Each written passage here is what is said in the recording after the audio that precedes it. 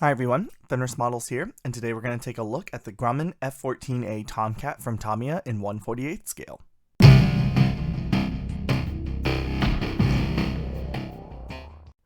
Now, before we fully jump into this, I do want to say that I do have an announcement that I'll be making at the end of this video, so stick around for that. It is related to this kit and the fact that I'm doing an unboxing today. I did not want to do an unboxing. I really wanted to have a kit ready for y'all for the very first video of the new year. Unfortunately, I'm sure some of y'all have heard down the grapevine that I got relatively sick over the holiday break. I lost my voice, I had no energy to do anything, and so I actually hadn't gotten any modeling done since the last time I had a video come out for y'all. I've slowly been working on the 1/144th version of this kit from Academy that we took a look at a little bit ago, but I haven't been able to finish that yet. But I'll get into all that when I get to the announcement later. But so for right now, how about we go ahead and crack this box on open and take a look at what's inside. Now, as you can see, there is a lot to this kit. There are a lot of sprues. We have a good bit of paper here. You can see even that my camera is raised up higher than it normally is because this thing barely fits on my desk with its box. There is a lot to this kit, which makes me excited because that means that there's a lot we can do with it, I guess. So how about we go ahead and start taking a look at the paperwork here that we have. And this first sheet is some information general information on the Tomcat. It does have it in both Japanese and in English.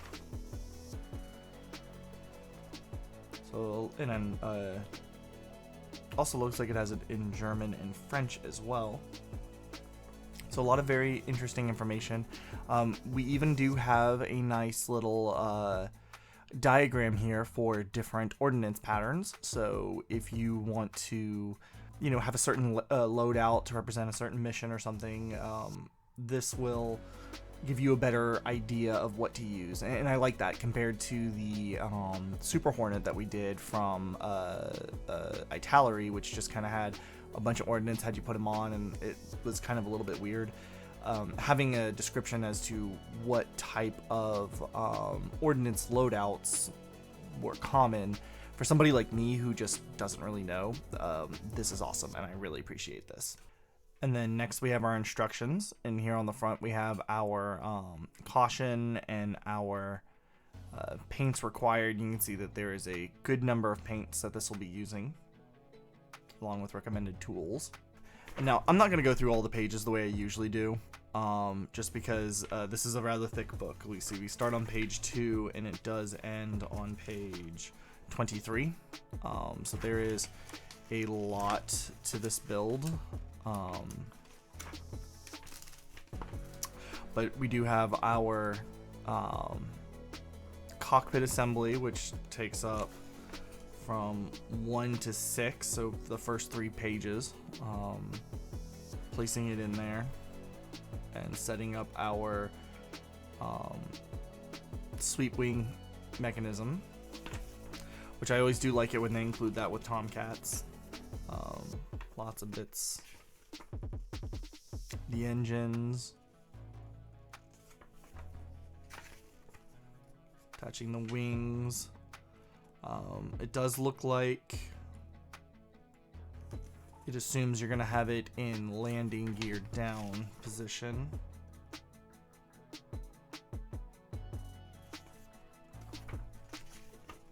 So we'll probably have to modify that to have the landing gear up. Each of the armaments, ordnance, munitions. And it does look like it's going to come with 2 pilots, so that's good.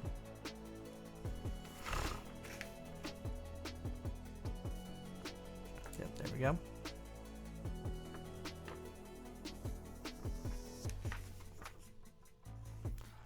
Then we have a page for stenciling.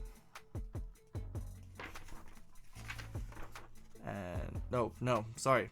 3 whole pages of stenciling.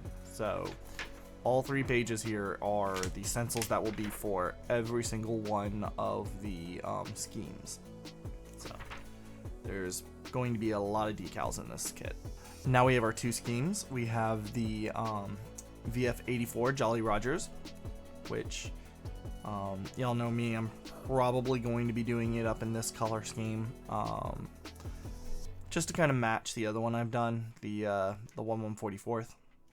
And then our scheme B is the Bounty Hunters from 1976 off the USS Enterprise.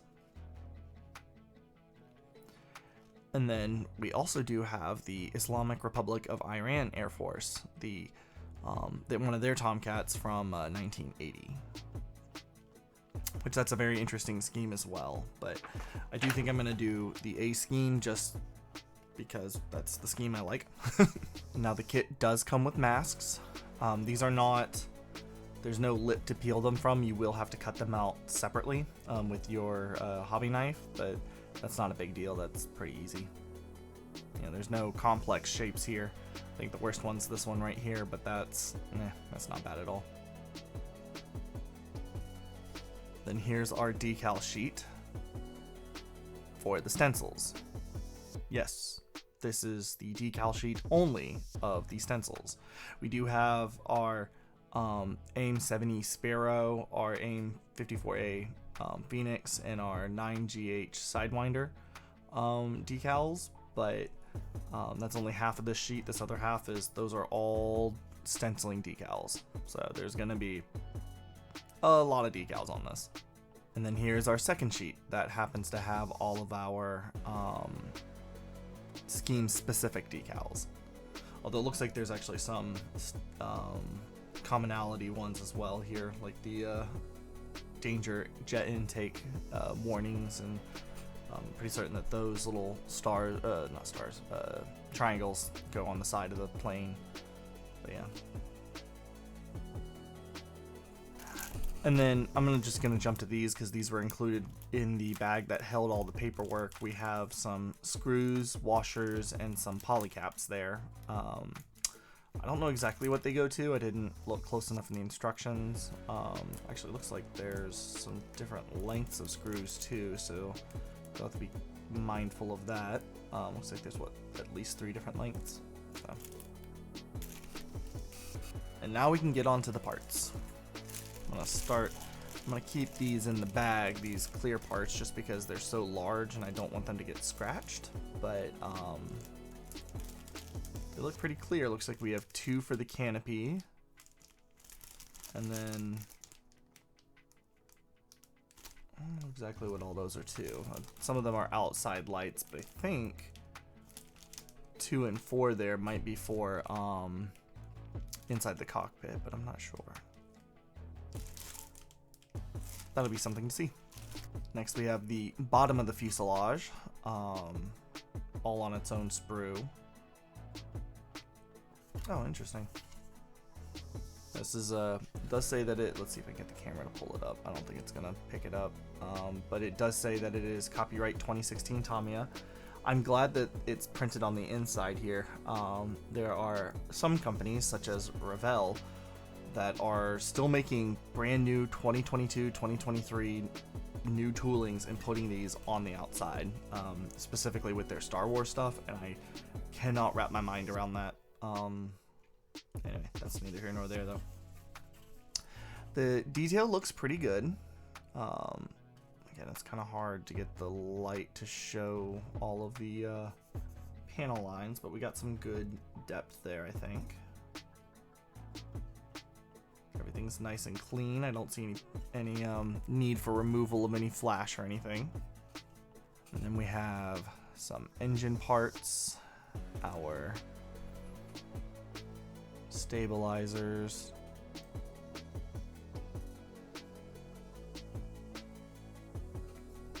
here are the wings with that mechanism there to allow it to move in unison. So what this is going to do, this is going to let it so when you move one wing, both wings are going to move together. So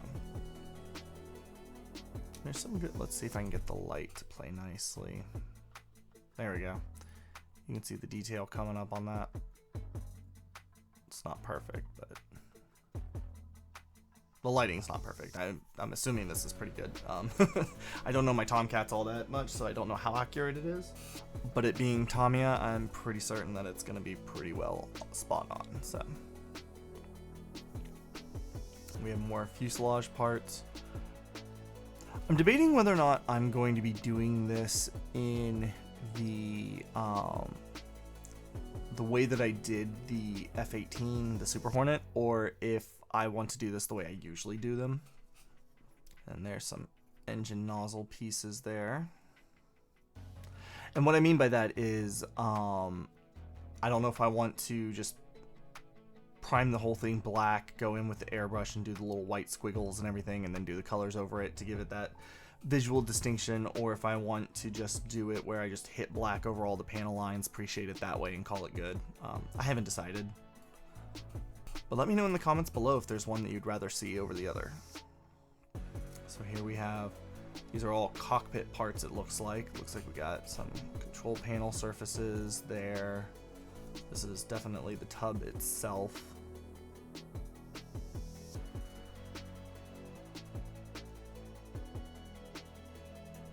And there's some more with the seats, some more side panels. And then we have our landing gear parts.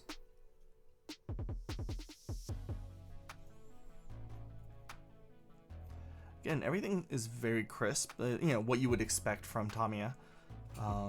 Not seeing any mold lines that are going to be terribly bad to clean up. I'm not seeing any flash on anything. Unwanted injection pin marks anywhere that we don't want them. So we got a pilot, our fuel tanks, our pylons, wheels for the landing gear, more seat pieces. I think that's a repeat right there, yeah. Turn around this way. It looks like that's a repeat sprue. The same stuff. And then these next two sprues are also the same. These are all of our ordnance parts.